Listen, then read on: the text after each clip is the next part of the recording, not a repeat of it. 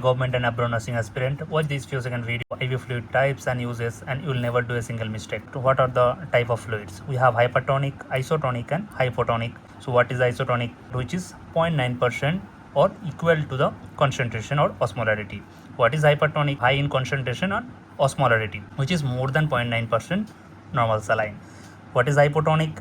Which is low in concentration or osmolarity, below 0.9%. So hypertonic, which is more than 9%, as I told you. So 3% NA and 5% dextrose in the half NS.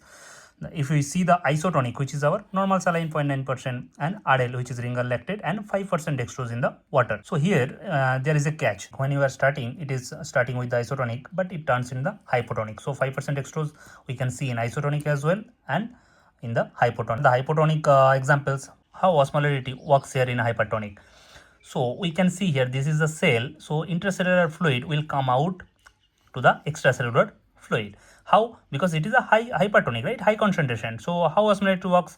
From the low concentration to high concentration. Hyponatremia, intracranial pressure when it is increased, or seizure patient, we mostly use this hypertonic. So when it comes to the isotonic, so no difference in the concentration, right? No fluid shift, but there will be exchange. Use for the hypovolemia or shock patients, or the dehydration patient or burn patient, we mostly use. So when we need to replace the electrolytes, so we can give this, right, to exchange. Hypotonic, how it works? As I told you, it is in low concentration. So what happens? So extracellular fluid will enter into the intracellular fluid.